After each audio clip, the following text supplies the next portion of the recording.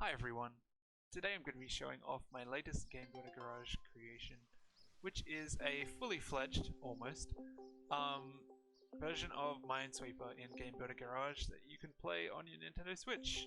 And yes, you can actually play it if you want to, because I will be uploading this, and I'll put the download code in the description if you want to give it a go yourself.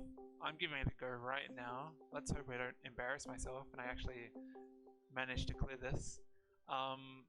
It's not quite fully fledged because, as you can see, usually in Minesweeper when you hit a 0, it automatically clears all of the blocks around the 0, but I couldn't do that in this version, mainly because I hit the node on limit. And you can also see in the top right of the screen, if you look up here, the yellow indicator is flashing, which means the game is lagging a little bit and it's getting near the object limit. So I didn't want to tax the game too much. I just decided, you know what, you can manually uncover all the zeros. It doesn't make too big of a difference. Let's go ahead and see if I can do this. Oh boy, there isn't one there. There isn't one there. And oh, that means there isn't one there. Yeah, this is going pretty well. Still going well. That means I see one there. Can pop that. Almost there. I'm concentrating really hard. I haven't played Minesweeper for a while. I actually made this a few months ago. Oh, we're so close. Panels remaining 5. Here and here and here and oh dear. Where are the last 2? In fact, is this even possible to figure out? There's definitely 3 in here, which means there has to be one here, which means it can't be that one, and it can't be that one. No! Okay, let's go ahead and take a look at how I made it very briefly.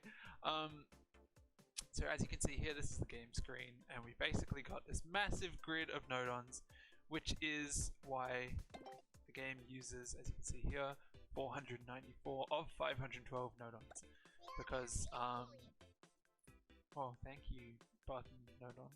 Each one of the tiles on the grid is about 4 or 5 nodons. So it's the blue object nodon you can see on top, then it's the number object nodon that you can see underneath, and it also has a counter and a touch sensor connected to the number object to detect if there are any mines in the general area, basically. If we're looking at the actual game logic itself, the left side has everything that happens before the game starts. So we have a counter here that makes sure that 10 mines are going to be spawned. They're spawned at random positions determined by these random nodons. And those positions are fed into this physical object here that moves around the grid basically. And it spawns spheres, which are the mines, using this. And it also spawns larger cylinders.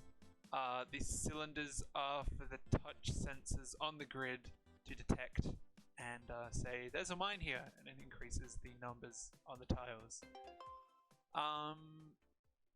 Once it has spawned those 10 mines, sometimes it only spawns 9, but that's just because Game Builder Garage is annoying basically, and I couldn't make it any more complicated.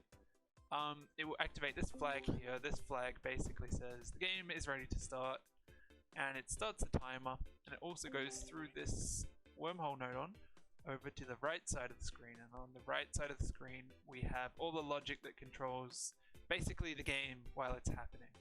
So you can see the wormhole nodon exits over here.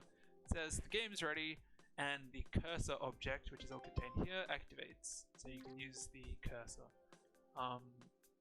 The cursor is controlled by the D-pad, which is basically just mapped to a bunch of counters which control a free slide nodon. And the reason I have this set up is so it's got grid-based movement for the cursor. So each time you press the D-pad. It moves along a grid by a set amount. It's not actually that complicated of a setup, and it's really useful. I think you could use it for a lot of other things. You can see it all here. And next, we also have, they're very, very small, but they're over here.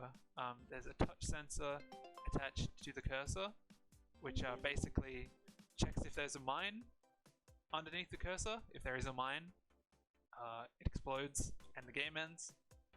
And in addition to the touch cursor, in addition to the touch sensor, sorry, there's also a break object node on, which of course breaks the blue object node on that is covering up the tile.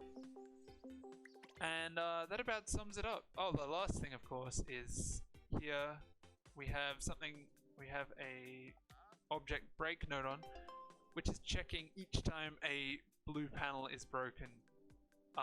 So once 100 panels are broken, of course you win the game, because that's every panel on the board.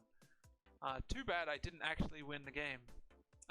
I guess I'm very rusty at Minesweeper. Let's give it another shot real quick. But yeah, that about sums it up for this video. I'm pretty happy with what I managed to do with this game. And of course, if you like it too, you can give it a shot by downloading it using the download code in the description.